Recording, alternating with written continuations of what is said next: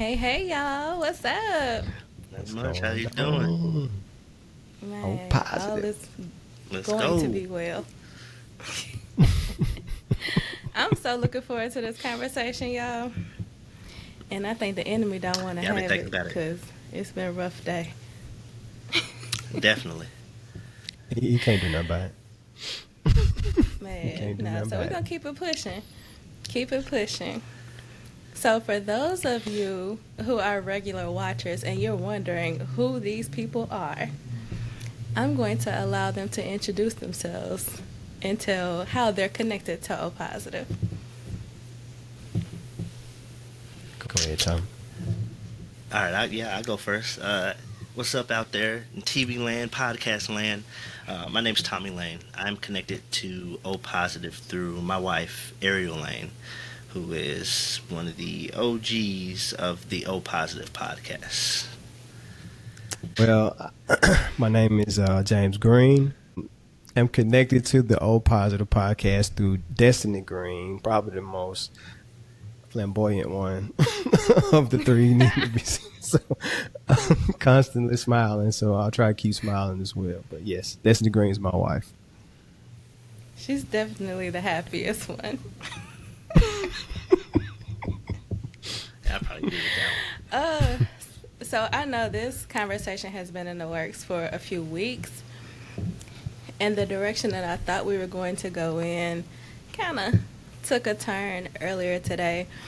So I've just been praying off and on throughout the day to see, like, God, what do you want me to ask? And initially, it was going to be like finding that line of separation between toxic masculinity and what's just inherent masculinity. But it's like, we're not giving energy to that. Like, we come with the positivity. And so, this is really going to be a celebration of manhood and the mantle of manhood. Because I just think y'all don't get clapped for enough. So often we get caught up on the negative that we don't honor the positive. And that's the equivalent of always talking about what the enemy is doing, but not talking about how good God is. So, one. Yeah. Yeah, here we yeah. are. And I do want to give you guys your flowers because I respect you. I admire you. I love y'all. Y'all my brothers. Um, so, yeah, that's the direction we're going to go in. I All appreciate it. We positive. love you too, sis. For sure. Here For comes the sure. hot seat. You may not like me later.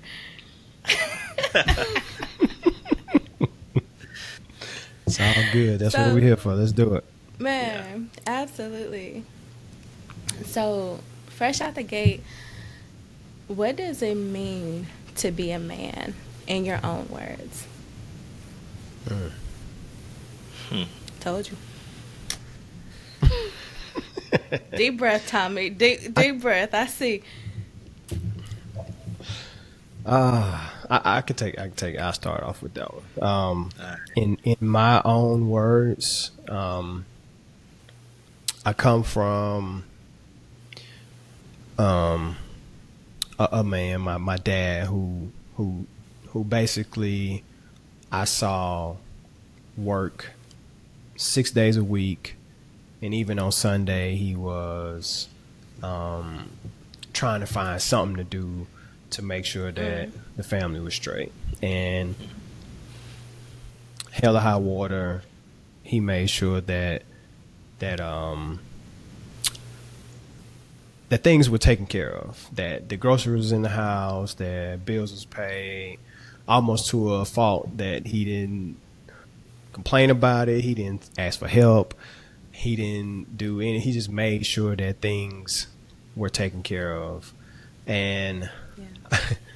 I say that as a precursor to say that my initial view of what I think a man does is to provide, Mm-hmm. but as I have evolved with daughters and a lovely wife, like we just introduced, I've understood that it's way deeper than just a provision and being there in that sense, but it's deeper than that to be kind of a firm foundation for allowing my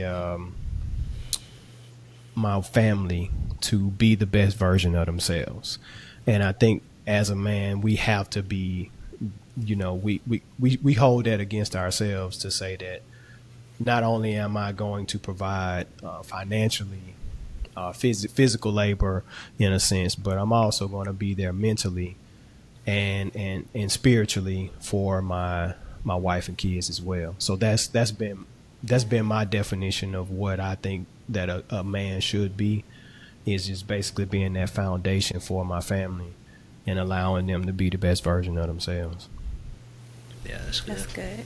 So it's a comprehensive provision.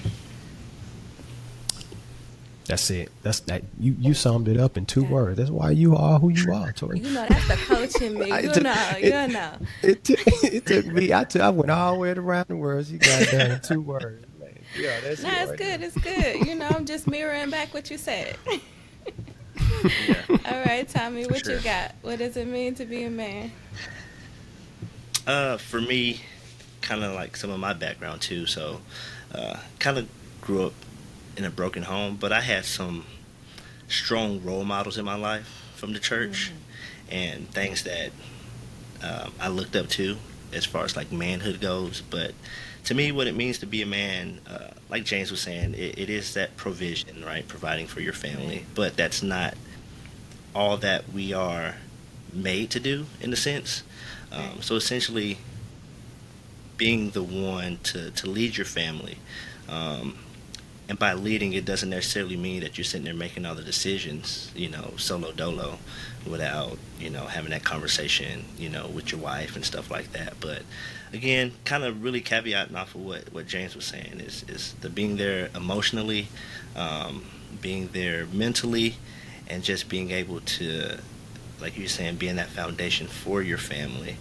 And just what they say, standing on business. So, and by being there for your family doesn't mean like you just provide money, but being there to like help shield them from unnecessary drama, from friends or family or something that may be trying to get in the mix or cause a wedge between your family. Sometimes it's not on purpose. It's just sometimes you just have to be able to deflect that move that the enemy's trying to do on you. And sometimes people are malicious and they do know what they're doing. But it's just being able to be that barrier for your family, to see that and be able to stick up for your family, just to make sure that wedge isn't caused in between you, your spouse, and your kids and stuff like that.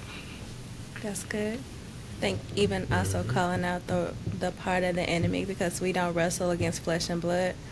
But sometimes when people, especially when they're doing things maliciously, it's very difficult to not go in attack mode against them.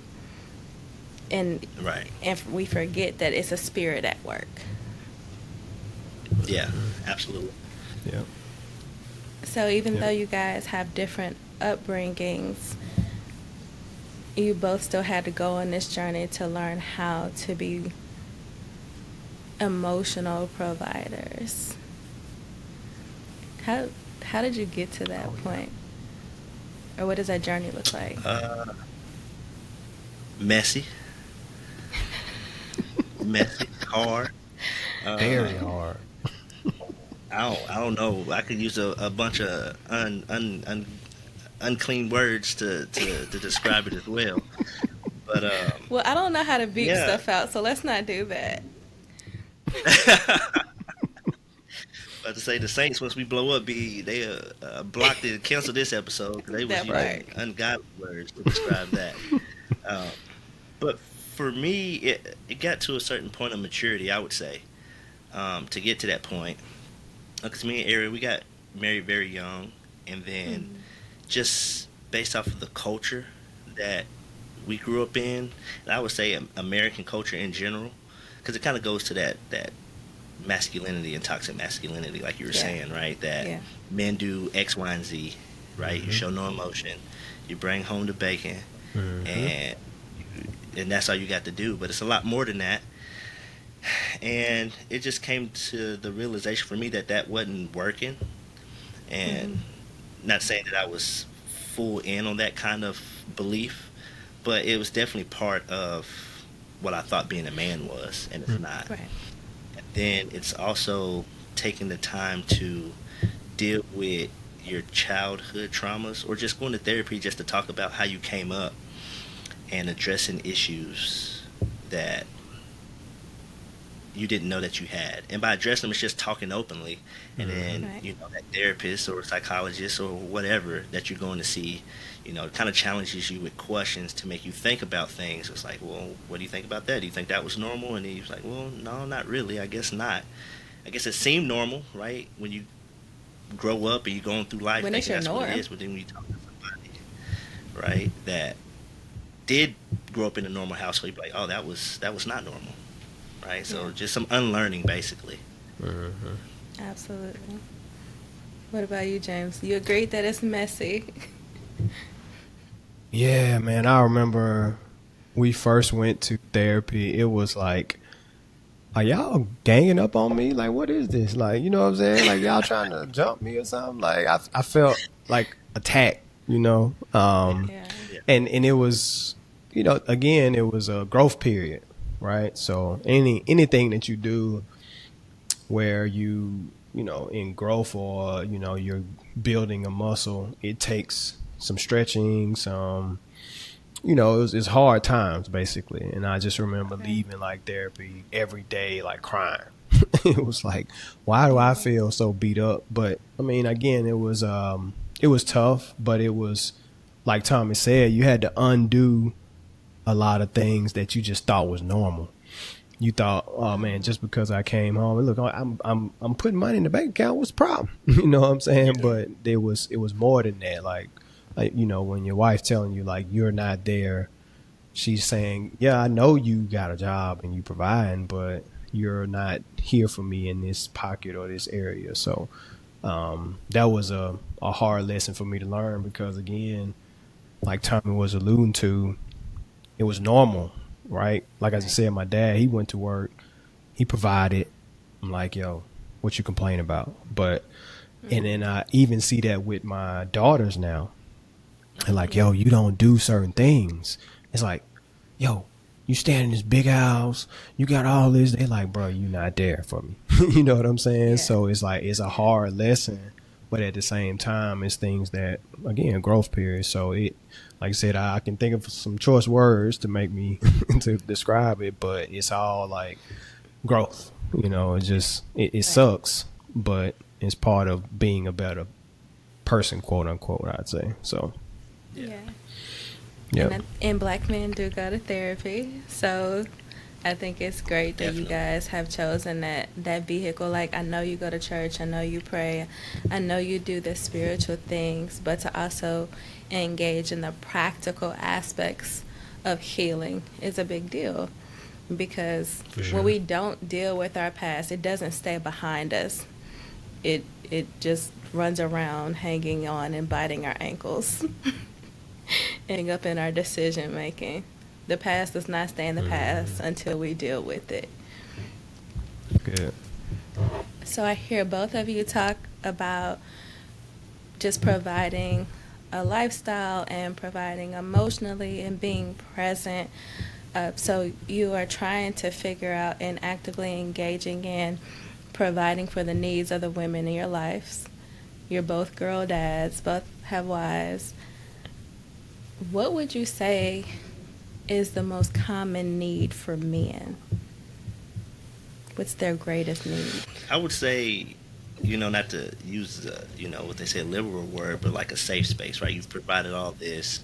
It's a space to where you, I think, have the ability to, one, convey your needs, right? Like, in the same space that I'm providing all of this for them to be able to be their best selves, is that still offered to me as well, right? Mm. So, um, being able to voice your needs, whether it be I need some alone time, or I'm just, not feeling like I'm happy doing whatever the case may be, and having that freedom to be able to voice that, be heard, and willing to be worked with too, to try to figure out how we could get our headspace, met and get on better terms with our happiness or whatever the case may be that we need. That's good. What about you, James? Yeah. I I kind of the word need is I'm trying to dial into because there's probably what I want and what I need. I know I hear a lot of cats say, man, I just want peace in the home, and I've said that mentally, as in I just want like to come home and things be peaceful. But I thought about it like if I had a wife that or a family that just like went with status quo, like what I wanted, Yeah. we wouldn't be nowhere. Like we would be sitting still doing nothing. So I kind of think about what I want is kind of a balance. I think in terms of what I want, I think I love balance. I love having someone to be the yin to my yang, and that's what I get out of my wife is like she's going to want to make the plans, do stuff, and I'm gonna be like, all right, yo, how much it costs? So it's like, but at the same time, I'm constantly worried about how much things cost. Right. We ain't gonna go nowhere, right? So I think that I want from a standpoint from in the household, I think I want individuals that help me be the best version of myself and complete me where I come up short. Yeah. And Yeah. that can happen in so many compartments that we look at, but I that's what I want. I want someone to just kind of help me with where I'm lacking, if that makes sense. And that to me is probably what I need. But like I said, when you say want, it's like, man, I really just want to watch the game and sit down and chill. You know what I'm saying? So I do nothing. Yeah. You know what I'm saying? What I want to sit down and chill. But 6 o'clock and the game about to come on, caught in his pocket. Not saying, I'm just joking. But no, I think that's like I said, what I need, I think, is like I said, that balance of just someone, and then like you said, that can happen in so many areas. Tommie hit it on there. It's like someone being there for you and giving you that space to express yourself, or that space to just be you. That to me is what a lot of men lack, because you look on social media, you look at so many different things that are toxic, and we have to be this certain image. You got to have all your money together. You got to be in shape. You got to do all these different things that, social media tell you that you have to be. But it's like, I just want somebody to understand me, to understand, I'm tired.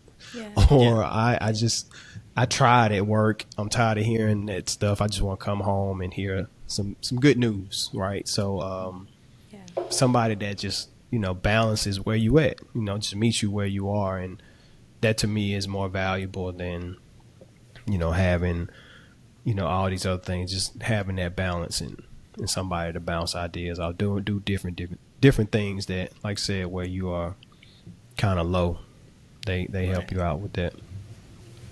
Yeah. Yeah. And it's interesting because, like, for everybody, well, two things. I think every human has this desire to be seen and to be heard, because there's value in that. There's affirmation in just knowing that there's somebody who's intentional about understanding you and trying to fill in those places, those deficit places, and not demonize you for having deficits, because we all have them. Right. So that's what I kind of hear y'all Right. saying. And so, James, you kind of and I add to that. Mm-hmm. I was gonna say I add to that. That's one thing that I say therapy taught was, like I said, where I had someone to complete me. I probably would mess with destiny and say, well, why you always do this? It's like, it's almost like where, like you said, she might say, okay, this is her actions, and I look at it like, yo, she has a deficit, and I'm picking at her about not doing something, but it's like, yo, that's what you're supposed to provide, dummy. Like, you're that person for her, or you're supposed to help her with that. You know what I'm saying? She's helping you. Right. You know what I'm saying? Why you can't help her? So it's like those are like when he talk about, when Tommie said the choice words, that's when I was like, yo, y'all beat me up in therapy. I don't like this. Like, this ain't right. But it was real. It's like it took maturity to understand like what was meant by that. It's like you have to help her with those things, and because she's helping you. You know what I'm saying? So that's how you complete You're each other. supposed to connect all the devices, all 56 devices, to the Wi-Fi. Exactly. She's like, I don't even want to know about it. Like, I'm telling you. Don't want to know. Anyway, yeah. Told you though. I was there yesterday, y'all, So, so that's where that came from. Yeah. So good. in this season, and it could just be just one thing, what would you say your most pressing need is in this season?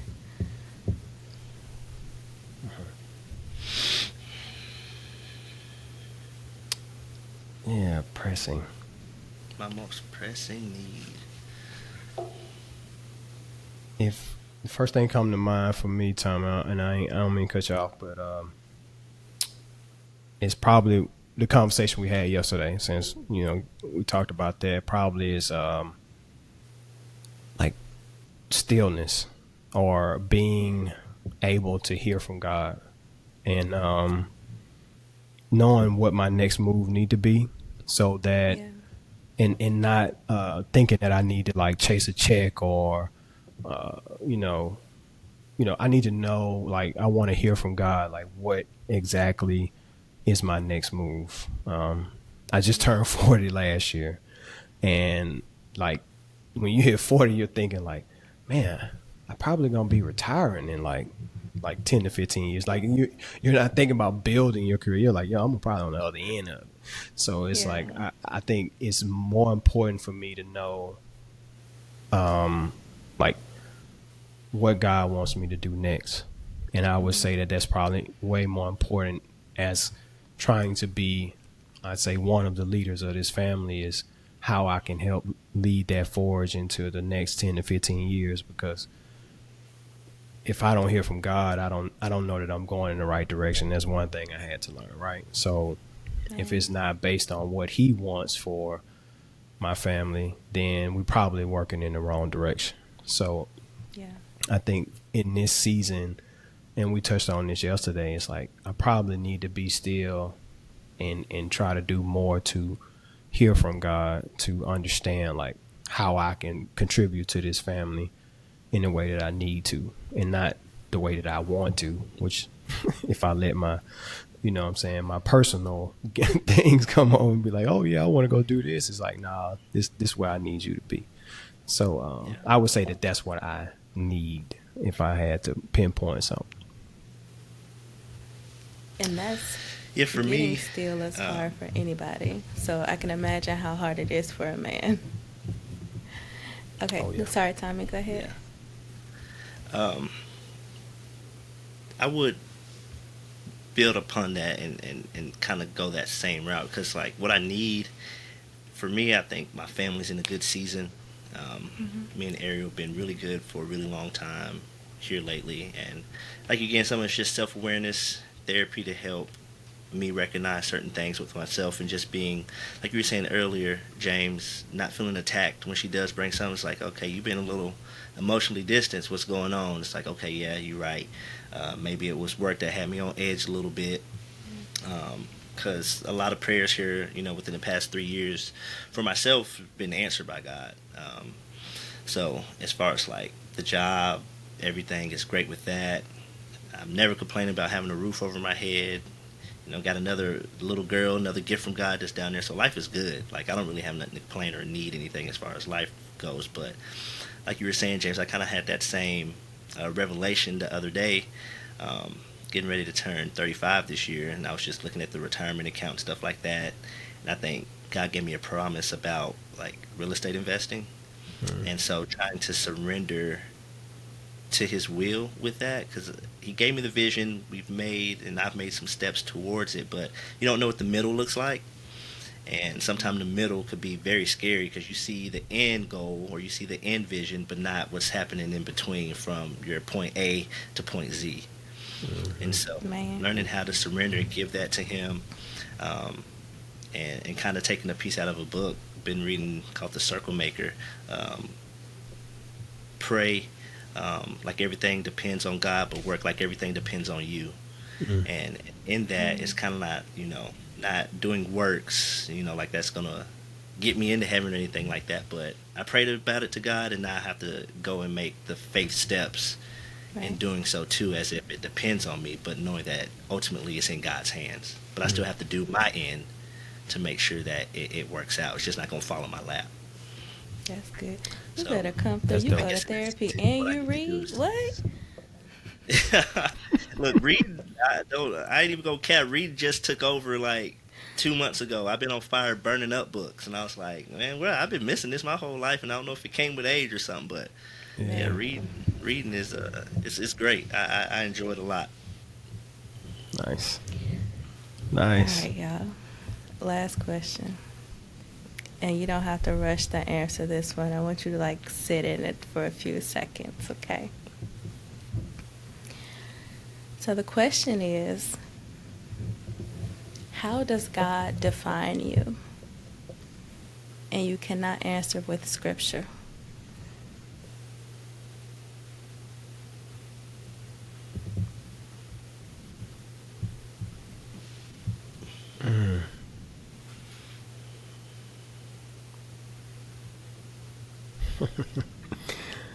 All right. I think it came to me. I got it. If you need to think more time. But I ain't going to cut you off. I want you, if you ready, you go ahead. Now you got it, bro. All right. So, my name James, right? You said no scripture, but James is obviously a servant in the Bible. So, and one of the most, faith without works is apparently, I'm just saying, that came to me that way. But if I had to, it probably would be around being a servant to others and to, again, back to my family, right? And if I had to go back and quote the great Tupac, I'm probably not the guy on stage, or I'm probably not the guy that's going to invent I'm not going to do something that changes the world, but what I will do is spark the brain that help change the world. And I pride myself on being the person behind the scenes that helps get things going, right? Yeah. Every church I've been a part of, I've been that person, like couple layers removed from the person on stage, or helping do things like that. So it's like, I see myself as, obviously I don't see myself as Jesus, but like being a close servant to that person, right? So like the most important person in the room, I'm probably right there helping them get out their thoughts. And I can see myself that God wants me to be that person, and I've always kind of been okay with that spot. So I just like helping people. I like and what that does is, I love energy that people bring to me and say, hey man, I got this great idea, I just don't know how to get from A to B. And I'm like, Yes. oh man, what are you trying to do? Like, I listen, it's like, all right, this where you want to be? Okay, let's figure this out. You know what I mean? So I pride myself on being, a servant to that energy and to that calling, so to speak, to make sure that people get to where they need to go. And I think that if I had to imagine James in those times, he was that person, like right there, like literally helping Jesus, get to his sermons and get to his miracles. Like, hey man, let me make sure I grab you. You need some water, bro? I got you. You know what I'm saying? Stuff like that. So, I just like that, you know. That's I think that's how God sees me, is helping someone. And it could be in different forms, right? It could be in Yeah. what I say, it can be in what I do, it could be in this podcast. Someone sees Right. this and say, you know what you said helped me get out of my feelings or my thoughts and go on to the next level. And that's just I try to be that for, like I said, first my family, then my church family, and then also you know, my friends that's around me that I can support while I'm here today You're definitely that. in front of this microphone. Right. All right, Tommie. How does God define you? That's a really tough question, Toya. I know. One, because it's almost like, yeah, how do we almost see ourselves a little bit? Yep. I would say, I wish I had a biblical name, but Tommie is not in the Bible, I don't believe. And I think I've looked it up before, and it means something like twin or something like that. So, uh, me and my family and my uncles and stuff, we do look alike. So that's the thing. But I think God would define me as, I would say, a trailblazer, um, as somebody doing something different, as far as what I've seen in my family. Um, and by that, I mean doing things out the ordinary, um, and really trying to live a godly life best Yeah. that I can, and just be different and go against the grain, if you will. So, again, kind of similar to James, I have a lot of friends, and one of my good friends, Burton, he's a brilliant mind too, and he always bounces different ideas and stuff off of me, and I give him, I think, sound counsel. But same, it's rooting for people that have great minds that want to change the world with great things and inventions and stuff that they have, and being there to help support them in any shape, form, or fashion that they may have. Um, for myself too, though, it's striving to be a leader. I would see myself as a leader. I think God would define me as a leader, um, Yeah. an orthodox leader, because I really don't talk a lot. Um, and I've been told before, it's like you don't have a lot to say, but when you do say it, it's pretty profound. Because I like to be careful with my Absolutely. words when I'm having tough conversations with people, or if I'm in a leading position and my opinion is asked, I want to be able to give sound counsel and wisdom when I'm doing that. So I think God will define me as a leader, but leading through unorthodox methods, if you will. Because I'm not the loudest in the room. I'm not the flamboyant guy. Um, I don't have the loud clothes and stuff like that, but I think that's how God would define me. Quiet leader. Oh, that's good. Quietly. I like it.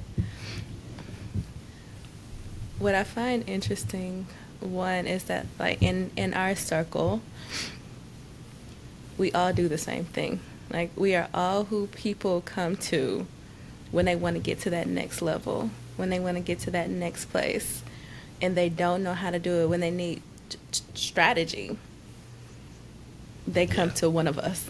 That's a thing. Um, God's going to do something with that, and my wheels are turning, so we'll talk about that later. And the other thing is, I want to affirm you guys, and all men do this. Like, so when you ask a woman this question, the answer always is deeply rooted in her roles. Like when I ask a woman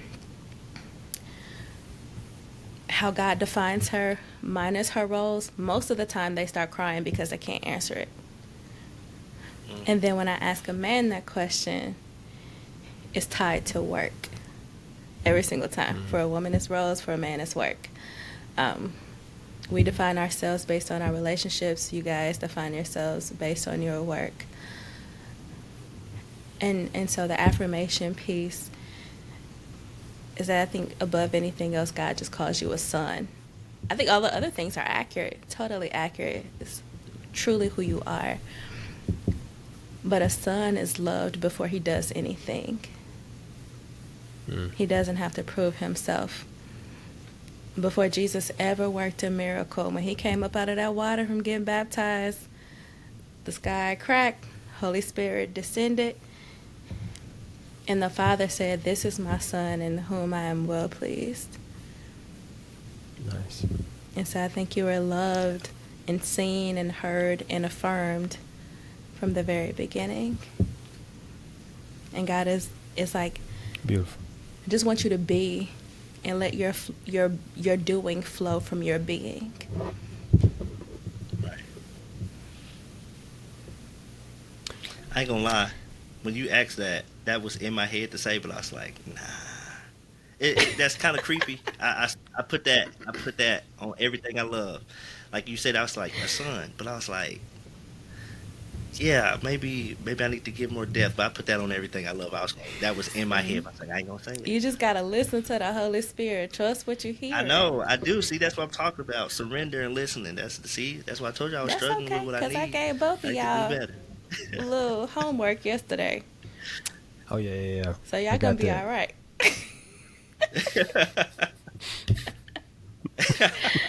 All right, y'all. This was fun. This was fun. I knew it would be. I appreciate y'all.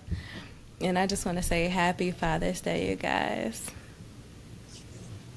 Thank you. I appreciate it. Thank you.